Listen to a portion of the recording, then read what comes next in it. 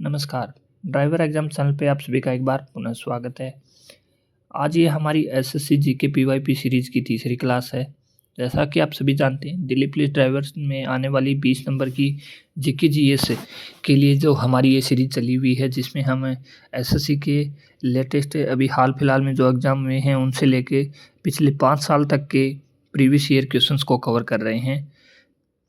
जिसके माध्यम से हम लगभग 15,000 प्लस क्वेश्चंस को कवर करेंगे, जिसके बाद आपकी जीके जीएस का लेवल है वो एक अलग ही प्रकार का होगा।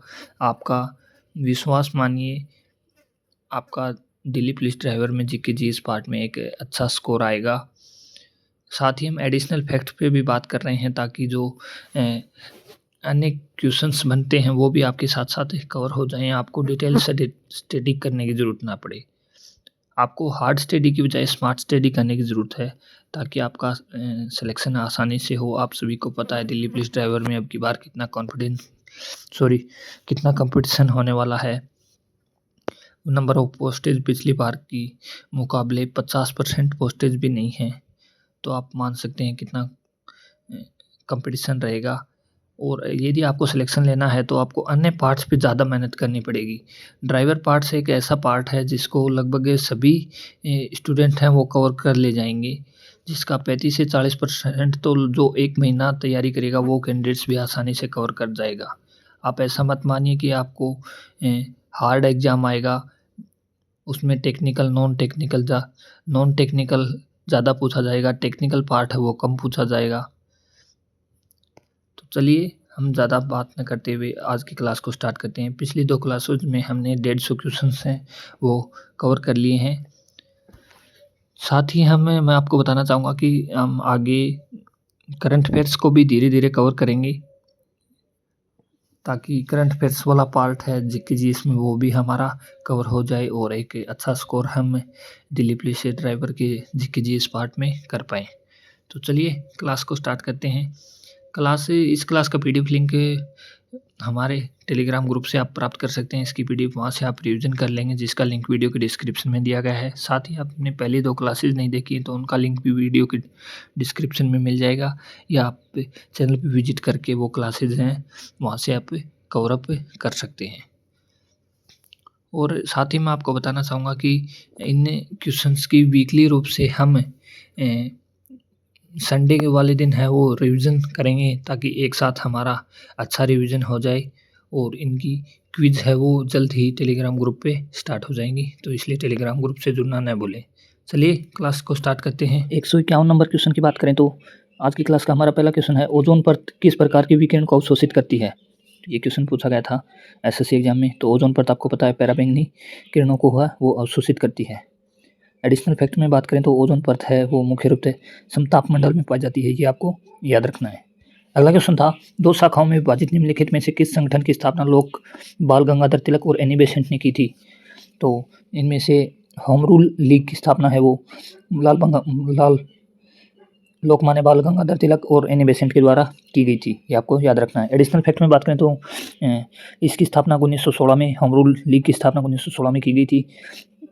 नए ऑप्शन की बात करें तो इंडियन एसोसिएशन, ये आपको याद रखना है 1876 में, इसकी स्थापना सुरेंद्र बनर्जी और आनंद मोहन बोस के द्वारा की गई थी। थियोसॉफिकल सोसाइटी की बात करें तो इसकी स्थापना 1875 में न्यूयॉर्क शहर में, एनी बेसेंट भी इसकी सदस्य थी, ये आपको याद रखना है। ईस्ट इंडियन एसोसिएशन की बात करें तो इसकी स्थापना 1866 में लंदन में दादा भाई नौरोजी के द्वारा की गई थी।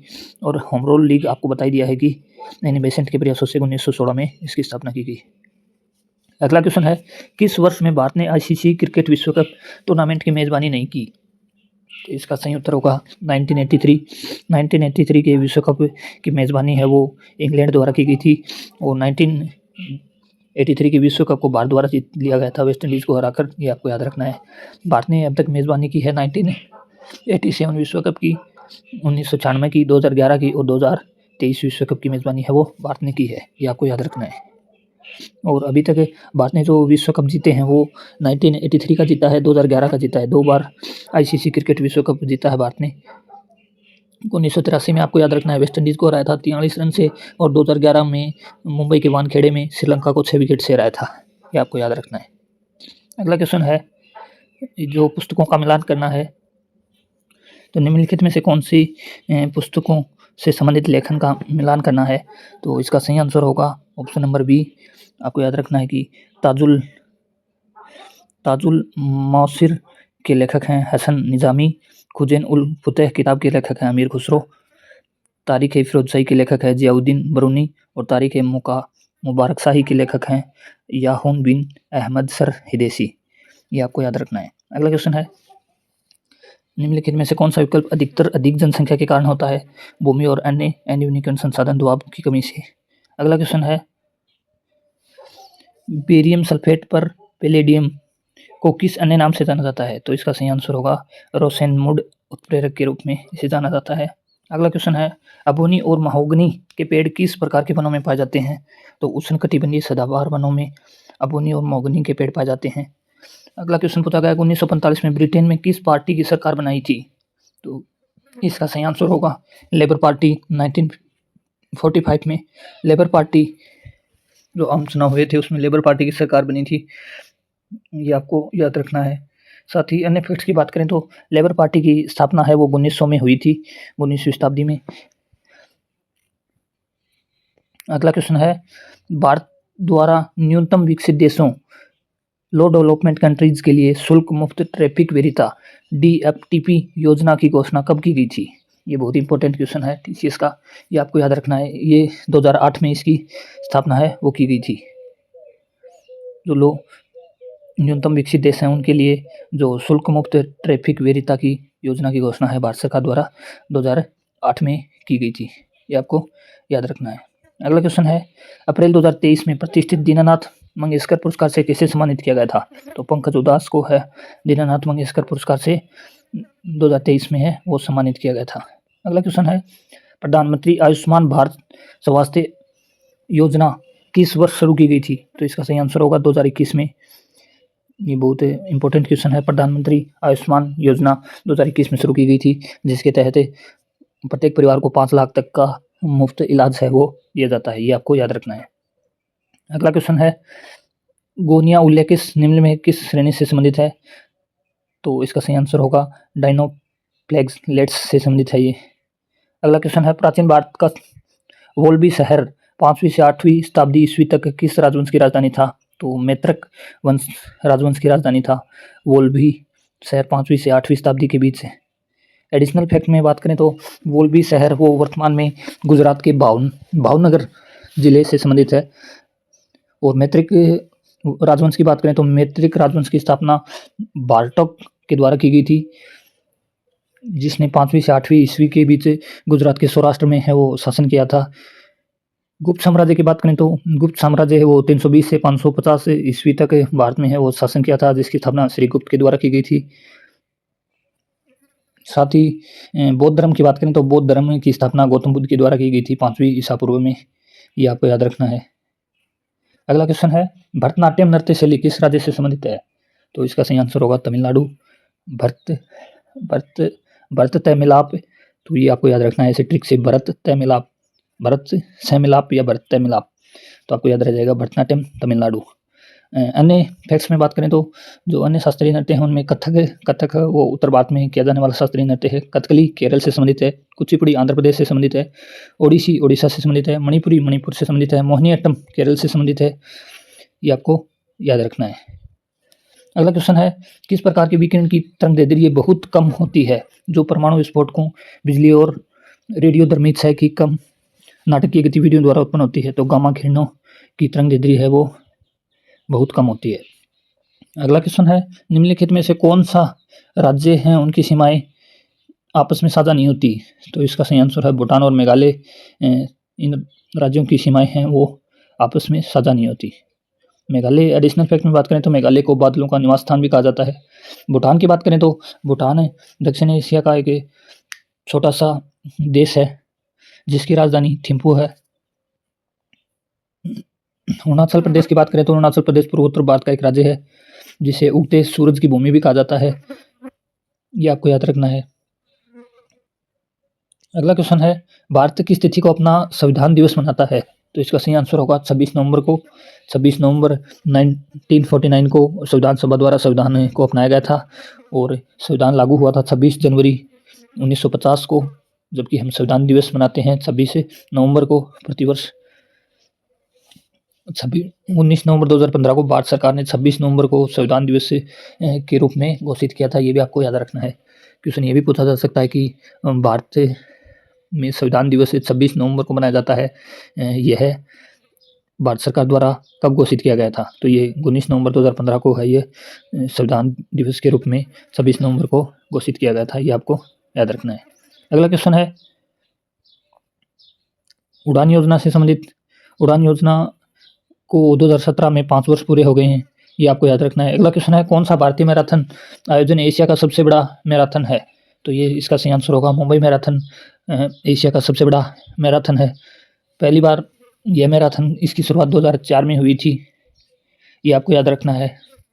साथ ही अन्य फैक्ट की बात करें तो मैराथन के बारे में आपको याद रखना है कि मैराथन एक लंबी दौड़ होती है जिसकी आधिकारिक दूरी होती है 42.195 किलोमीटर अर्थात 26.219 मील इसकी आधिकारिक दूरी होती है एक मैराथन की लंबाई।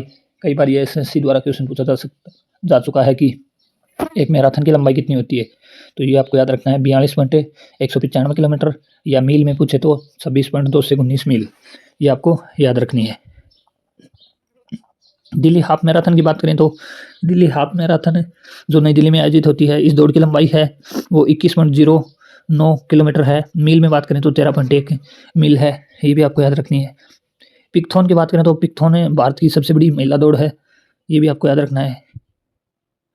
अगला क्वेश्चन है सब ए बारात किस धार्मिक समूह द्वारा बनाया जाता है? तो इसका सही आंसर होगा मुस्लिम समुदाय का एक इस्लामी उत्सव है सब ए बारात।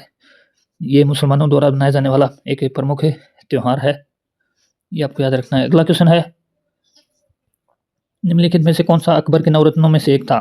तो तानसेन है वो अकबर के नवरत्नों में से एक था, जिसका असली नाम रामतनु पांडे था, जिसकी प्रमुख रचना थी राग दरबारी, राग मियाँ की मल्हार, ये इसकी प्रमुख रचनाएं थी। अगला क्वेश्चन है जनवरी 2021 में प्रकाशित फियरलेस गवर्नेंस किसकी पुस्तक है? तो इसका सही आंसर होगा किरण बेदी। ये भी बहुत प्रसिद्ध क्वेश्चन है एसएससी का। किरण बेदी द्वारा लिखी गई फियरलेस गवर्नेंस पुस्तक कई बार पूछी जा चुकी है। अन्य फैक्ट्स में बात करें तो आईपीएस इंडियन पुलिस सर्विसेज, भारतीय पुलिस सेवा, जिसकी स्थापना है वो 1948 में की गई थी, ये भी आपको याद रखना है। साथ ही पुडुचेरी के उपराज्यपाल के रूप में किरण बेदी ने भी काम किया है, ये भी आपको याद रखना है। तो ये आज के हमारे पहले 25 क्वेश्चन हो चुके हैं। अब अगले 25 क्वेश्चन पे बढ़ते हैं। तो अगले 176 नंबर क्वेश्चन की बात करें तो 176 नंबर क्वेश्चन पूछा गया था कि टेक्सास वोल्चियानाजुक, जिसे हिमालय यू भी कहा जाता है, किस राज्य में पाया जाने वाला एक औषधीय पौधा है? तो इसका सही आंसर होगा हिमाचल प्रदेश में पाया जाने वाला यह एक प्रकार का औषधीय पौधा है। अगला क्वेश्चन है निम्नलिखित में से कौन सा युग्म गलत है? तो लाइसोसोम को आपको पता है आत्मघाती थैली कहा जाता है, माइटोकॉन्ड्रिया कोशिका का पावर हाउस कहा जाता है, राइबोसोम प्रोटीन का कारखाना, प्रोटीन निर्माण, कोशिका का प्रोटीन निर्माण राइबोसोम में होता है, ये सही है। तो ये न्यूक्लियोइड्स ये युग्म है, ये गलत दिया गया है इसमें। लाइसोसोम के बारे में अन्य बात करें तो लाइसोसोम को आत्मघाती थैली भी कहा जाता है। माइटोकॉन्ड्रिया जो कि एटीपी से संबंधित है, कोशिका का पावर हाउस इसे बोला जाता है। अगला क्वेश्चन है निम्नलिखित में से किस लड़ाई को भारत में ब्रिटिश राज की औपचारिक शुरुआत माना जाता है? तो इसका सही उत्तर होगा प्लासी का युद्ध, ये सभी को पता है। 23 जून 1757 को जो प्लासी का युद्ध हुआ था वो भारत में ईस्ट इंडिया कंपनी की औपनिवेशिक शासन की शुरुआत का चिन्ह है, वो माना जाता है। यह युद्ध हुआ था ईस्ट इंडिया कंपनी और बंगाल के नवाब सिराजुद्दौला के मध्य, ये आपको याद रखना है। अन्य युद्धों में बात करें तो प्रथम कर्नाटक युद्ध की बात करें तो प्रथम कर्नाटक युद्ध 1748 में 1746 से 48 के बीच अंग्रेजों और फ्रांसीसियों के बीच लड़ा गया था, जो कि यूरोप में ऑस्ट्रेलियाई उत्तराधिकार युद्ध से संबंधित था। वांडीवास युद्ध की बात करें तो वांडीवास युद्ध है वो 26 जनवरी 1760 को ब्रिटिश और फ्रांसीसी सेना के बीच लड़ा गया था, ये भी आपको याद रखना है। बक्सर का युद्ध की बात करें तो 22 अक्टूबर 1764 को ब्रिटिश ईस्ट इंडिया कंपनी और बंगाल के नवाब और अवध के नवाब और मुगल सम्राट की सेनाओं के बीच ये बक्सर का युद्ध है वो लड़ा गया था, ये आपको याद रखना है। ये चारों युद्ध आपको याद रखने हैं, अलग अलग एग्जाम में रिपीट होते रहते हैं। अगला क्वेश्चन है 2022 तक निम्नलिखित में से किस भारतीय राज्य में सबसे कम संख्या में परिचालन हवाई अड्डे हैं? तो इसका सही आंसर होगा मिजोरम में सबसे कम है वो परिचालन हवाई अड्डे हैं। अगला क्वेश्चन है, तबला वादक उस्ताद जाकिर हुसैन को 2023 में भारत सरकार द्वारा कौन सा पुरस्कार से सम्मानित किया गया था? तो आपको याद रखना है पद्म विभूषण। जाकिर हुसैन, इनसे बार बार क्वेश्चन है, टीसीएस पूछता रहता है। जाकिर हुसैन जो कि प्रमुख तबला वादक थे, 2023 में भारत सरकार द्वारा इसे पद्म विभूषण से सम्मानित किया गया है, जबकि इनको पहले 1988 में पद्म श्री दिया जा चुका है और 2002 में इनको पद्म विभूषण भी मिल चुका है, ये आपको याद रखना है। अगला क्वेश्चन है, गंगूबाई हंगल और प्रभा आत्रे किस घराने की प्रसिद्ध कलाकार हैं? तो ये किराना घराने की हैं वो प्रसिद्ध कलाकार हैं, गंगूबाई हंगल और प्रभा आत्रे, ये किराना घराने से संबंधित हैं, ये आपको याद रखना है। अन्य घराने जो प्रसिद्ध घराने हैं, रामपुर घराना जो कि ध्रुपद शैली से संबंधित है, जयपुर घराना है वो जटिल गायन शैली से संबंधित है। मेवाती घराने की बात करें तो मेवाती घराने से जो प्रसिद्ध कलाकार हैं वो नज़ीर खान और वाहिद खान हैं, और मेवाती घराने से ही संबंधित है पंडित जसराज और मोहम्मद शफी का संबंध भी मेवाती घराने से है। अगला क्वेश्चन है, किस प्रसिद्ध भारतीय एथलीट ने सितंबर 2022 में ज्यूरिख डायमंड लीग फाइनल 2022 जीता है? तो ये नीरज चोपड़ा ने जीता है। अगला क्वेश्चन है, कौन सी टेबल टेनिस विश्व चैंपियनशिप प्रतियोगिता भारत में आयोजित की गई थी? तो 19वीं चैंपियनशिप 1952 टेबल टेनिस चैंपियनशिप है वो भारत में आयोजित की गई थी। पहली बार टेबल टेनिस चैंपियनशिप है वो भारत में यह आयोजित की गई थी। अगर टेबल टेनिस से विश्व चैंपियनशिप की बात करें तो पहली चैंपियनशिप की शुरुआत 1926 में की गई थी, जो कि लंदन में आयोजित की गई थी। और अंतर्राष्ट्रीय टेबल टेनिस महासंघ जिसकी स्थापना 1926 में ही की गई थी, इसका मुख्यालय है वो लंदन में स्थित है, ये भी आपको याद रखना है। अगला क्वेश्चन है, जो इकोनॉमिक्स से पूछा गया था कि अवमूल्यन मूल्य ह्रास से इनका जो परिभाषा है वो क्या क्या होती है? तो इसका सही आंसर होगा, अवमूल्यन है वो मुद्रा में बाह्य मूल्य में आधिकारिक कमी को अवमूल्यन कहा जाता है। मूल्य ह्रास की बात करें तो मूल्य ह्रास किसी मुद्रा में विनिमय की बाजार दर में गिरावट है। अगला क्वेश्चन पूछा गया था, जब एलन व एरिल को विनाइल हैलाइड मैग्नीशियम धातु के साथ अपक्रिया करवाते हैं तो कौन सा अभिकर्मक बनता है? ग्रेनाइड अभिकर्मक का निर्माण होता है। अगला क्वेश्चन है, मछली के हृदय में कितने कक्षक होते हैं? तो ये बार बार रिपीटेड क्वेश्चन है, 2 कक्षक। मछली का हृदय है वो 2 कक्षीय होता है, जिसमें एक आलिंद और एक नीले होता है, ये आपको याद रखना है। और मछली का परिसंचरण तंत्र है वो एकल परिसंचरण तंत्र है, ये भी कई बार पूछ लिया जाता है, ये भी आपको याद रखना है। अगला क्वेश्चन है, नीति आयोग की रिपोर्ट 2023 के अनुसार भारत के निम्नलिखित राज्यों में से किस राज्य में बहुआयामी गरीब कुल जनसंख्या का प्रतिशत सबसे कम है? तो ये केरल है। तो अगला क्वेश्चन पूछा गया था, लेंस की प्रकाशिक शक्ति का मापन की इकाई क्या है? डायप्टर, ये भी आपको पता है। एक डायप्टर बराबर होता है 1 फोकस दूरी, ये सूत्र भी आपको याद रखना है, कई बार क्वेश्चन पूछ लिया जाता है। भारत सरकार ने भारतीय रिजर्व बैंक की 9 श्रेणियों में प्रत्यक्ष विदेशी निवेश FDI के कितने प्रतिशत की स्वचालित स्वीकृति की अनुमति दी है? तो 74% FDI की स्वीकृति है वो रिजर्व बैंक द्वारा दी गई है। अगला क्वेश्चन है, दिल्ली सल्तनत का अंतिम सुल्तान कौन सा था? तो इसका सही आंसर होगा इब्राहिम लोदी।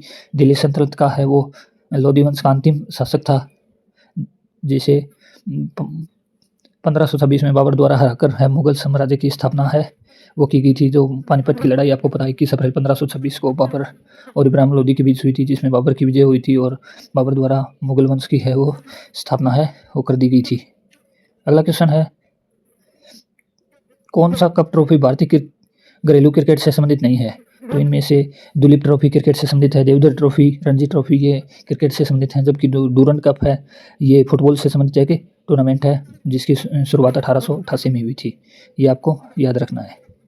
अगला क्वेश्चन है, जल निकाय के संदर्भ में लघु ज्वार कब आते हैं? लघु ज्वार तब आते हैं जब सूर्य और चंद्रमा एक दूसरे से समकोण पर स्थित होते हैं, तब लघु ज्वार आते हैं, ये आपको याद रखना है। वो जब वसंत ज्वार की बात करें तो वसंत ज्वार तब आता है जब पृथ्वी, चंद्रमा और सूर्य एक सीध में होते हैं, तब जो वसंत ज्वार आता है। और लघु ज्वार आता है जब सूर्य और चंद्रमा एक दूसरे से समकोण पर होते हैं। अगला क्वेश्चन है, चेतानी रामचंद्र हेगड़े निम्नलिखित में किस नृत्य से जुड़े हुए हैं? तो यक्षगान नृत्य से जुड़े हुए हैं चेतानी रामचंद्र हेगड़े। ये कर्नाटक के एक कलाकार हैं जो यक्षगान से संबंधित हैं। इनको 2012 में पद्मश्री पुरस्कार भी दिया जा चुका है। अगला क्वेश्चन है, पुरी के जगन्नाथ मंदिर में किन देवताओं की मूर्ति स्थापित है? तो आप देख रहे हैं लगातार जगन्नाथ मंदिर से संबंधित ओडिशा का जो जगन्नाथ मंदिर है उससे लगातार टीसीएस क्वेश्चन पूछ रहा है। तो इसका सही आंसर होगा जगन्नाथ की, बलभद्रा की और सुभद्रा की जो 3 मूर्तियां हैं वो पुरी के जगन्नाथ मंदिर में स्थित हैं, जो भगवान विष्णु का एक जगन्नाथ को भगवान विष्णु का एक रूप माना जाता है, जिनमें बलभद्र हैं वो भगवान जगन्नाथ के बड़े भाई हैं और सुभद्रा उनकी बहन है।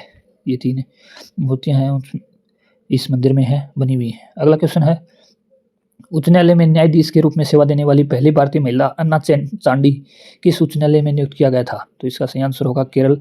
ये भी रिपीटेड क्वेश्चन है, ये भी आपको याद रखना है। भारतीय उच्च न्यायालय की पहली महिला न्यायाधीश कौन सी हैं, इस प्रकार से पूछा जाता है। तो अन्ना चांडी पहली महिला न्यायाधीश हैं जो कि केरल उच्च न्यायालय में नियुक्त की गई थी। साथ ही अन्ना चांडी राष्ट्रमंडल देशों में पहली महिला न्यायाधीश भी हैं। अन्ना चांडी का निधन है वो 1996 में हो गया था, ये भी आपको याद रखना है। अगला क्वेश्चन है, निम्नलिखित में से कौन सा अनुच्छेद स्पष्ट रूप से यह प्रावधान करता है कि राष्ट्रपति पुनर्निर्वाचित होने के पात्र है? अर्थात राष्ट्रपति का पुनर्निर्वाचन किस अनुच्छेद से संबंधित है? अनुच्छेद 57 है, वो राष्ट्रपति के पुनर्चुनाव से संबंधित है। 56 की बात करें तो राष्ट्रपति के कार्यकाल से संबंधित है। 61 की बात करें तो राष्ट्रपति महाभियोग से संबंधित है। 58 की बात करें तो राष्ट्रपति की निर्वाचन की योग्यताओं से संबंधित है। 59 की बात करें तो राष्ट्रपति के पद की शर्तों से संबंधित है। ये आपको याद रखने हैं। अगला क्वेश्चन है, किस शहर में महात्मा गांधी ने ब्रिटिश बागान मालिकों द्वारा लगाई गई नील की खेती के खिलाफ किसान आंदोलन का नेतृत्व किया था? तो चंपारण में है। ये अपन ने कल भी देखा था 1917 का चंपारण सत्याग्रह जो गांधी जी द्वारा शुरू किया गया था। अगला क्वेश्चन है, वैदिक जीवन की आश्रम प्रणाली के अनुसार निम्नलिखित में से कौन सा जीवन का तीसरा चरण है? तो इसका सही आंसर होगा वानप्रस्थ जीवन का है वो वैदिक जीवन प्रणाली के अनुसार तीसरा चरण है। पहले चरण की बात करें तो पहला चरण ब्रह्मचार्य है जो आमतौर पर 25 वर्ष की आयु तक होता है। दूसरा होता है गृहस्थ जो 25 से 50 वर्ष की आयु तक होता है। तीसरा है वानप्रस्थ जो 50 वर्ष की आयु तक होता है। और चौथा होता है संन्यास जो अंतिम चरण होता है। अगला क्वेश्चन पूछा गया था कि 18वीं शताब्दी में ऑक्सीजन के साथ एक रासायनिक प्रतिक्रिया के रूप में दहन के सिद्धांत को किसने विकसित किया था? तो इसका सही आंसर होगा एंटोनी लेवुजिये के द्वारा है वो दहन का सिद्धांत है वो दिया गया था। अगला क्वेश्चन है, एलन के नियम से क्या अभिप्राय है? एलन का नियम किससे संबंधित है? तो ये एक प्रसिद्ध नियम है, ये आपको याद रखना है। तो ये है, ठंडे जलवायु वाले स्तनधारियों के कान और अंग आमतौर पर छोटे होते हैं ताकि गर्मी का नुकसान कम से कम हो। ये एलन का नियम है। अगला क्वेश्चन है, निम्नलिखित में से कौन सी योजना उच्च शिक्षण संस्थानों में छात्रों की गतिशीलता को सक्षम बनाती है? तो इसका सही आंसर होगा अकादमिक बैंक ऑफ क्रेडिट। निम्नलिखित में से किस बैंक ने भारत में कानून बनाने की प्रक्रिया को प्रेरित किया था? किस संविधान ने भारत में कानून बनाने की प्रक्रिया को प्रेरित किया था? तो इसका सही आंसर होगा ब्रिटेन संविधान। एडिशनल फैक्ट में बात करें तो भारत में कानून बनाने की प्रक्रिया को ब्रिटेन संविधान से लिया गया है। साथ ही अन्य फैक्ट्स की और बात करें तो जो ब्रिटेन से लिया गया है संसदीय प्रणाली, लोकसभा, राज्यसभा, कानून का शासन, विधायी प्रक्रिया, एकल नागरिकता, मंत्रिमंडल की प्रणाली, प्रधानमंत्री के नेतृत्व में मंत्रिपरिषद का विचार, कार्यकारी शक्तियों का प्रयोग, ये सब है ब्रिटेन के संविधान से लिया गया है। साथ ही अगर बात करें तो फ्रांस के संविधान से संविधान की प्रस्तावना में जो स्वतंत्रता, समानता और बंधुत्व के शब्द हैं वो फ्रांसीसी संविधान से लिए गए हैं, ये आपको याद रखना है। कर्नाटक संविधान से बात करें तो संघीय संरचना के बारे में और शक्तियों के बीच विभाजन के बारे में और राज्यपाल की नियुक्ति, अवशिष्ट शक्तियों के बारे में, ये सब कर्नाटक के संविधान से लिया गया है। आयरलैंड के सिद्धांत की बात करें तो नीति निर्देशक तत्व, राष्ट्रपति की चुनाव प्रक्रिया, ये सब आयरलैंड के संविधान से, ऑस्ट्रेलिया के संविधान से लिया गया है। समवर्ती सूची, संयुक्त राज्य अमेरिका के सिद्धांत से मौलिक अधिकार लिए गए हैं जिन्हें भारतीय संविधान का मैग्ना कार्टा भी कहा जाता है। जर्मन के संविधान की बात करें तो राष्ट्रपति के साथ निहित आपातकालीन शक्तियाँ के जर्मनी के संविधान से ली गई हैं। दक्षिण अफ्रीका से संविधान संशोधन लिया गया है। ये अन्य फैक्ट आपको याद रखने हैं। अगला क्वेश्चन है, माइक्रो फाइनेंस की अवधारणा का सबसे अच्छा वर्णन क्या है? माइक्रो फाइनेंस बेरोजगार या कम आय वाले व्यक्तियों या समूह को प्रदान की जाने वाली एक बैंकिंग सेवा है जिसके पास अन्यथा वित्तीय सेवाओं तक कोई अन्य पहुंच नहीं होती है। अगला क्वेश्चन है, अल्फा प्रकीर्णन प्रयोगों के लिए अर्नेस्ट रदरफोर्ड ने लगभग कितनी मोटी सोने की पन्नियों का प्रयोग किया था। तो मोटी सोने की पन्नी पर उसने 100 परमाणु वो डाले थे, ये आपको याद रखना है। अगला क्वेश्चन है, मई 2022 में तत्कालीन राष्ट्रपति रामनाथ कोविंद ने दिल्ली के उपराज्यपाल के रूप में किसे नियुक्त किया था? विनय कुमार सक्सेना है, मई 2022 में दिल्ली के उपराज्यपाल बनाए गए थे।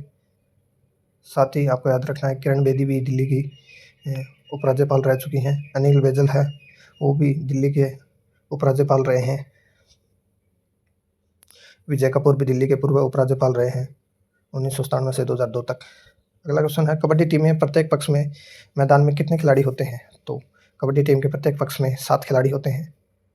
अगला क्वेश्चन है, निम्नलिखित में से कौन सी घटना फरवरी 2022 में संयुक्त प्रांतों में हुई थी? तो फरवरी 2022 की घटना चोरा चोरी की घटना, जो कि एक प्रसिद्ध घटना थी। इसके बाद 22 फरवरी 1922 को असहयोग आंदोलन है वो वापस ले लिया गया था गांधी जी के द्वारा। खिलाफत आंदोलन की बात करें तो 1919 से 1924 तक खिलाफत आंदोलन चला था।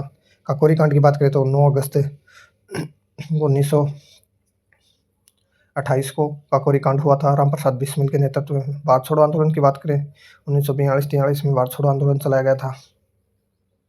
महालनोबिस मॉडल किस पंचवर्षीय योजना की आधार था? ये हमने कल भी बात की थी। दूसरी पंचवर्षीय योजना है वो महालनोबिस मॉडल पर आधारित थी, जो 1956 से 1961 तक चली थी। अगर बात करें तो दूसरी पंचवर्षीय योजना का मुख्य उद्देश्य था भारी उद्योगों का विकास करना।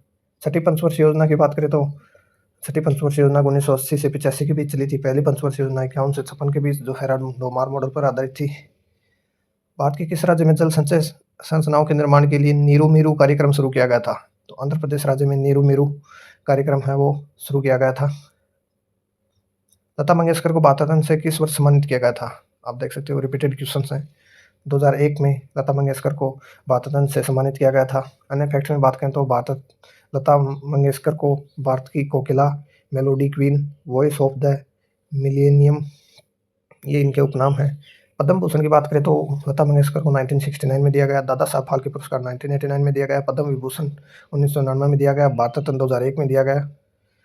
और लता मंगेशकर जी का जन्म इंदौर में हुआ 1929 में, और इनकी मृत्यु 2022 में हुई।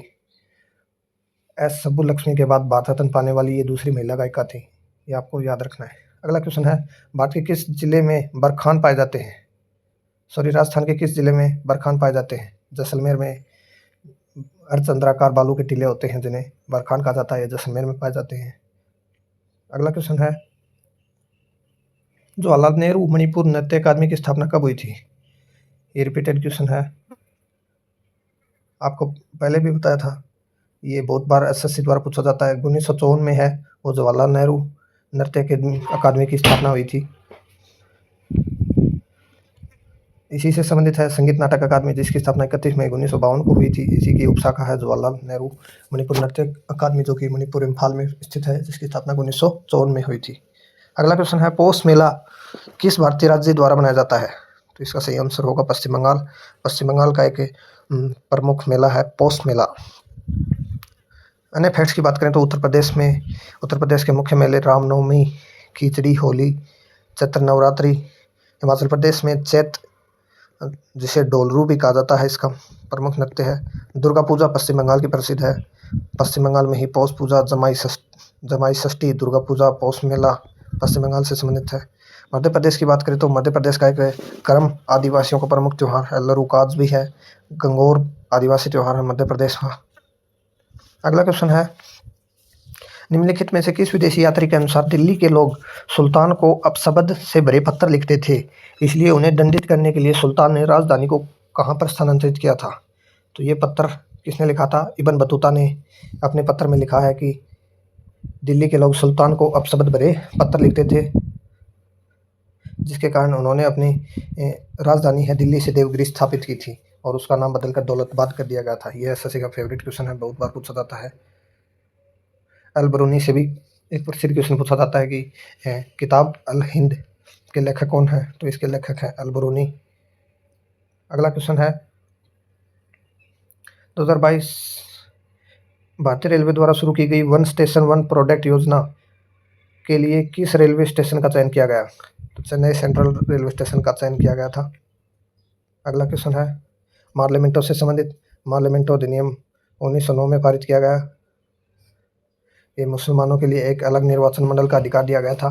तब विधायी परिषदों की ताकत है इसमें बढ़ाई गई थी माले मिंटो अधिनियम 1909 में। अगला क्वेश्चन है, ये साइंस से पूछा गया था, इसमें आपको समय ज्ञात करना था। अगला क्वेश्चन है, भारतीय संविधान का कौन सा अनुच्छेद राज्य सरकार के कार्यों के संचालन से संबंधित है? तो भारतीय संविधान का 166वां अनुच्छेद है वो राज्य सरकार के कार्यों के संचालन से संबंधित है। ये बहुत बार रिपीटेड क्वेश्चन है। अनुच्छेद 164 की बात करें तो मुख्यमंत्री व अन्य मंत्रियों की नियुक्ति राज्यपाल के द्वारा की जाती है, उससे संबंधित है। 167 की बात करें तो मुख्यमंत्री राज्य के प्रशासन के बारे में है। जो 177 की बात करें तो ये मंत्रियों और महाधिवक्ता के अधिकारों को परिभाषित करता है। अगला क्वेश्चन है, हिंदुस्तानी शास्त्रीय परंपरा के भारतीय बांसुरी वादक हरिप्रसाद चौरसिया को 2000 में कौन सा पुरस्कार से सम्मानित किया गया था? तो पद्म विभूषण। ऐसे पूछा जा सकता है, हरिप्रसाद चौरसिया को पद्म विभूषण कब दिया गया? सन 2000 में इनको पद्म विभूषण से सम्मानित किया गया था। साथ ही 1984 में इन्हें संगीत नाटक अकादमी भी मिला हुआ है। 1992 में इन्हें पद्म भूषण दिया गया, 2000 में पद्म विभूषण दिया गया। यह आपको अन्य फैक्ट्स में याद रखना है।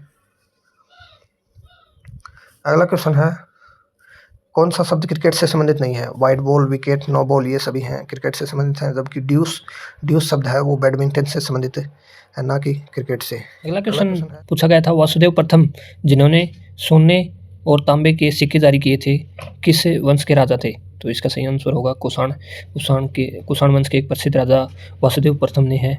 वो पहली से तीसरी शताब्दी के बीच दिनार और तांबे के सिक्के, सोने के सिक्के जिन्हें दिनार कहा जाता है, वो तांबे के सिक्के थे, वो जारी किए थे कुषाण शासक वासुदेव प्रथम ने।